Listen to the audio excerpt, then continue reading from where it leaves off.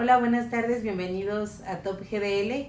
El día de hoy vamos a hablar acerca de cómo es el abordaje cuando un paciente tiene lesión de ambos cruzados.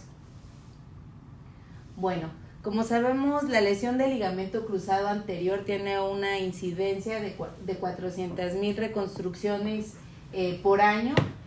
Normalmente la lesión del ligamento cruzado anterior va a estar asociada a una lesión meniscal de predominio en el menisco lateral. Va a ser más frecuente en mujeres en una proporción 4.5:1. Ya vimos cuáles son estas características, se debe a la configuración anatómica, también se ha relacionado en la etapa preovulatoria como una incidencia de ruptura, así como la disminución del espacio a nivel de la escotadura. Solo recordando un poco, sabemos que el ligamento cruzado anterior va a estar formado por dos haces, uno anteromedial y el otro posterolateral, los cuales van a cambiar su conformación dependiendo los grados de flexión o extensión en el que se encuentre la rodilla, y sabemos que la ubicación o la reconstrucción en un punto anatómico es la base fundamental para que este tipo de procedimientos no fallen, ya que la mala colocación de los túneles es la principal causa de falla. Ahora, las lesiones del ligamento cruzado posterior son mucho más infrecuentes, representan solamente el 3.5% de las lesiones ligamentarias de la rodilla. Sin embargo, cuando se presentan va a estar en 45.9% asociadas a otra lesión, como puede ser la del cruzado o meniscal, y se puede asociar con una inestabilidad posterolateral en un 41.2%, sobre todo cuando se tiene la esquina posterior. Normalmente este tipo de lesiones se producen por mecanismos de alta energía y está asociada a un grado de complejidad mayor y a diferentes lesiones.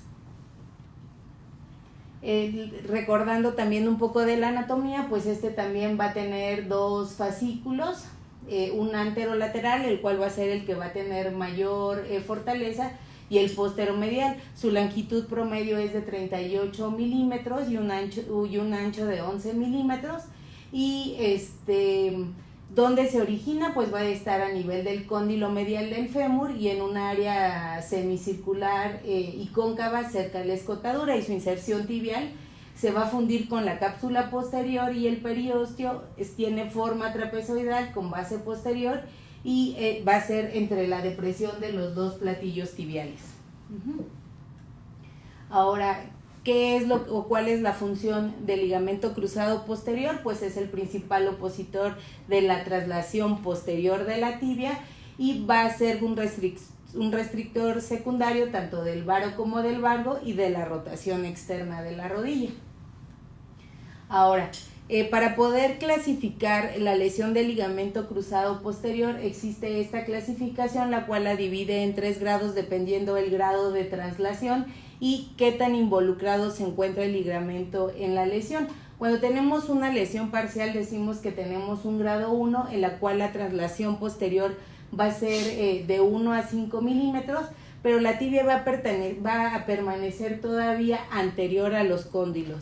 En el grado 2 ya estamos pensando de una lesión completa del ligamento cruzado posterior, pero sin lesión asociada, lo cual nos va a producir una traslación tibial de 6 a 10 milímetros, y aquí la tibia ya queda a nivel de los cóndilos. Y en el grado 3 ya existe va a ser una lesión completa asociada a una lesión cápsulo-ligamentaria, lo cual va a hacer que la tibia quede va a ser 10 milímetros es la traslación, y ya se va a encontrar posterior a los cóndilos femorales, y normalmente va a estar asociada a una lesión del ligamento cruzado anterior, en la cual la rodilla no va a tener estabilidad ni anterior ni posterior.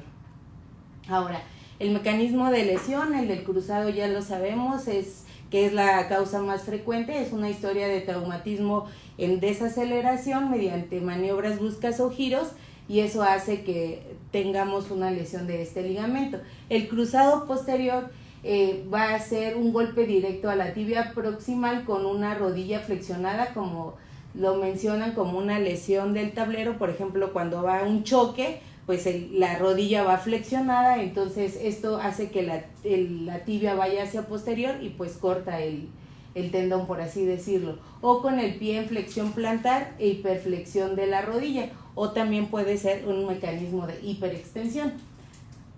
Ahora, podemos, por ejemplo, en la imagen pasada, podemos ver cómo se ve la tibia hacia posterior y el edema y el aumento de volumen a nivel de la articulación.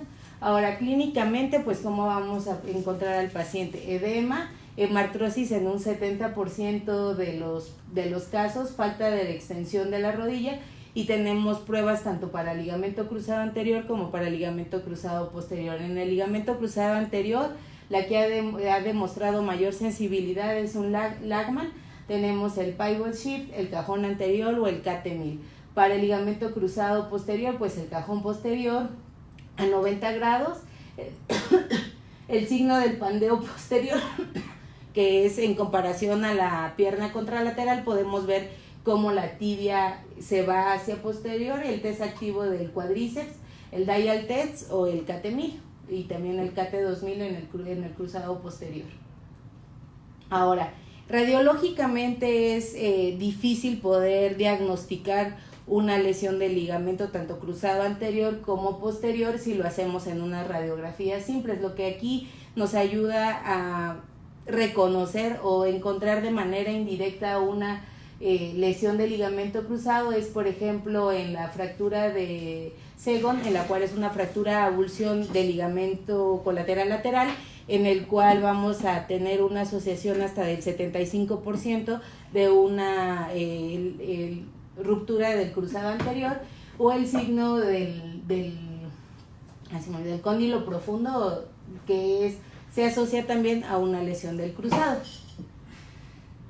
Ahora, sabemos que el gold estándar para este tipo de lesiones es la resonancia magnética, pero si no contamos con este tipo de estudio, bueno, existe ahorita, bueno, hay una tendencia con rayos X tanto en estrés, tanto más bien forzada, con una hacia anterior y hacia posterior se toman radiografías y aquí podemos ver cómo se desplaza y es un signo indirecto de una ruptura. Por clínica ya tenemos dos medios para poder diagnosticar este tipo de lesiones.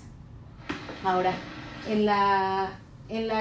para poder valorar cuál es el momento indicado o cuál es la mejor circunstancia para llevar a nuestro paciente a cirugía, es muy importante el poder valorar la cápsula. Si tenemos una cápsula íntegra, sabemos que es buen momento para poder llevar al paciente a quirófano y que no está asociada a otro tipo de lesiones como podría ser de la esquina.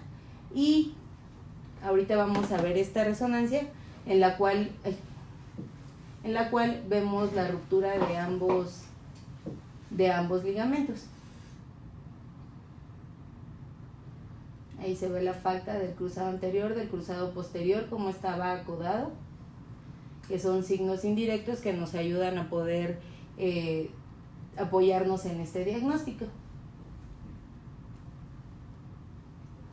Ahora, ya teniendo un diagnóstico de una ruptura de ambos, ahora lo más importante es saber cómo lo vamos a abordar. El injerto, el HTH, sigue siendo el gold estándar para la reconstrucción de cruzado anterior.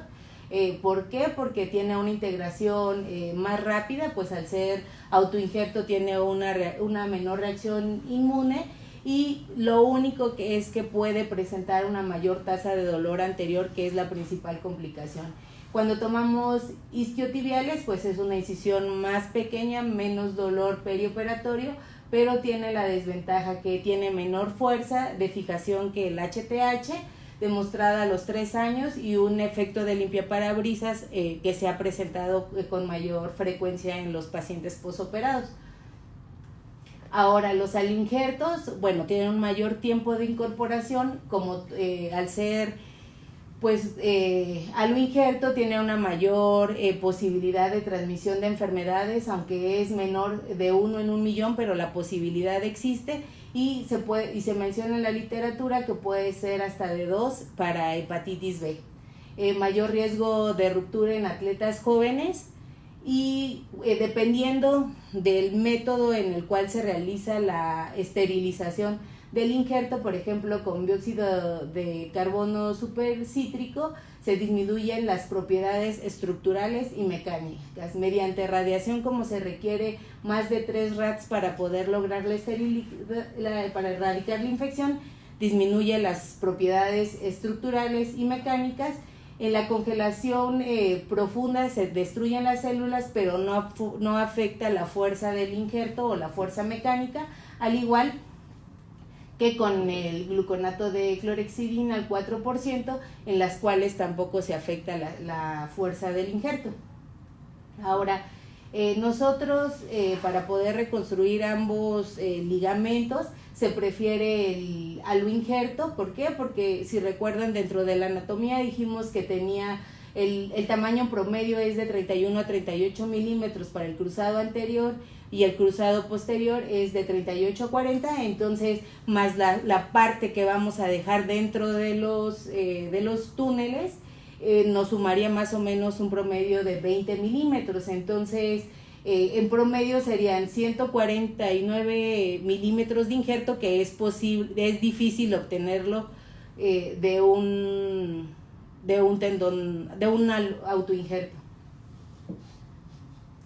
Aquí ahora están corriendo al mismo tiempo, pero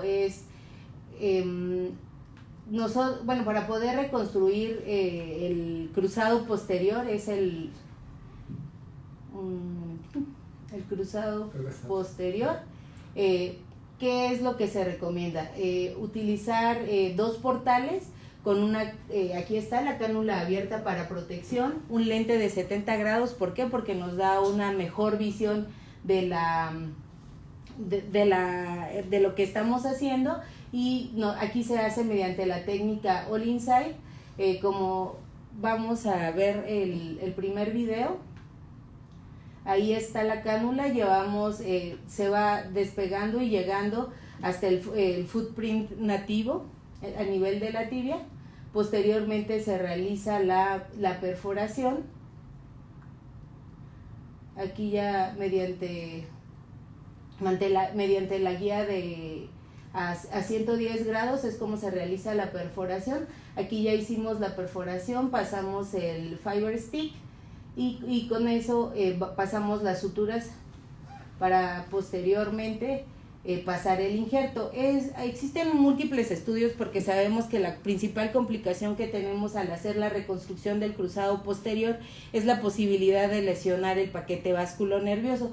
Se han hecho estudios sobre todo a nivel de cadáver, y en la cual se encontró que la arteria poplitea está entre 11 y 10 milímetros entre la distancia que hay del ligamento cruzado posterior. Entonces el punto de mayor seguridad y lo que se recomienda es que al realizar la perforación se tenga una flexión de la rodilla de 100 grados, porque es cuando la arteria se encuentra a una mayor distancia.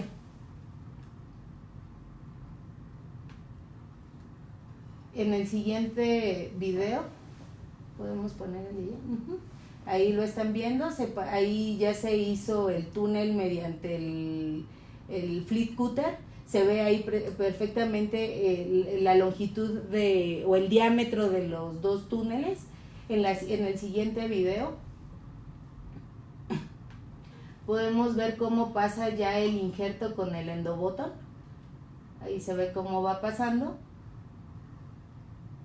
Y finalmente, este es algo importante. Esta imagen es una imagen de un cruzado posterior nativo, en el cual si ustedes se fijan, el sitio de reconstrucción es anatómico. Se hace exactamente como dijimos, tiene una base, una inserción trapezoidal con una base a nivel del cóndilo. Entonces se trata de tomar el punto medio y ahí es donde se hace la perforación. Ahora vemos que ahí está. Para poder, el punto crítico a través del cual pasa el injerto, se puede ir ayudando a través de un instrumental, el cual nos permite ir guiando el paso del tendón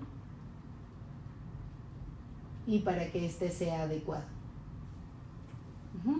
Ya que se realizó el primer tiempo a nivel del cruzado posterior, hacemos el cruzado anterior también mediante técnica All Inside. Ahí se pasa el perforador, también se usa la guía para cruzado anterior a 105 grados, ahí lo hicimos. Se marca el área, se realiza, posteriormente se perfora. Se lleva el mismo proceso de pasar el fiber stick y ahí regrésate. La otra diapositiva. Lo podemos dar aquí. Ahí se ve como ya tenemos, bueno, se puede ver ambas, la perforación y el paso del injerto. Ajá. Aquí como lo vimos, el nativo como es medial a la espina. Entonces ahí vamos a ver cómo pasa otra vez el injerto, el cual ya mencionamos ha sido pretensado, posteriormente se cicla, se fija a través de los endoboton tanto a nivel de la cortical femoral como a nivel tibial. El siguiente, por favor. Y finalmente se tiene la reconstrucción de ambos cruzados. Aquí ahorita se va a ver un poco mejor la imagen. Se le da un poco de termotensión para lograr una mejor morfología del tendón. Y para revisar que esté el impedimento, sobre todo, bueno, los puntos en los cuales pudiera estar chocando, por así decirlo, o pinzándose el injerto, que podría ser a nivel del techo o de la pared. Y esa es como se realiza la reconstrucción de ambos cruzados. Ahora, ¿cómo la rehabilitación? Bueno, posterior a la cirugía crioterapia vamos a colocar una férula mecánica, la cual permita la extensión pasiva completa temprana. Vamos a llevar a fortalecimiento excéntrico a las 3 semanas y evitar fortalecimiento isocinético de 15 a 30 grados durante la rehabilitación temprana para no forzar el injerto. Ahora, las complicaciones, reruptura del injerto, como ya lo mencionamos, en pacientes jóvenes y sobre todo dependiendo del tipo de tratamiento que se le dio al injerto, pues es la tasa más frecuente. La infección es otra, la artrofibrosis y el síndrome de contractura infrapatelar. Y pues eso sería todo. No sé si existe alguna pregunta a nivel de las redes. Aquí algún comentario o alguna... Pues en relación a, por ejemplo, a la movilización, ¿qué tan temprano es conveniente el empezar la movilización después de la cirugía? Está descrito, claro, dependiendo de la técnica. Por ejemplo, en el HTH sí hay algunos que prefieren esperar por lo menos 2 o 3 semanas para iniciar la movilización. Sin embargo, con la técnica All Inside la movilización es inmediata, por así decirlo. De hecho, dependiendo del protocolo o la técnica, hay algunos autores que refieren la movilización inmediata mediante, ¿cómo se llama? Movilizadores pasivos. Okay. Si tú haces, yo en lo personal, cuando tengo que hacer escotadoplastia, al hacer la escotadoplastia voy a tener sangrado y tengo muchas posibilidades de artrofibrosis en esa zona. Entonces prefiero la movilización temprana. Okay. Bueno, si no existen más preguntas en este momento o mediante las redes estaremos atentos y muchas gracias por acompañarnos. Nos vemos la siguiente semana.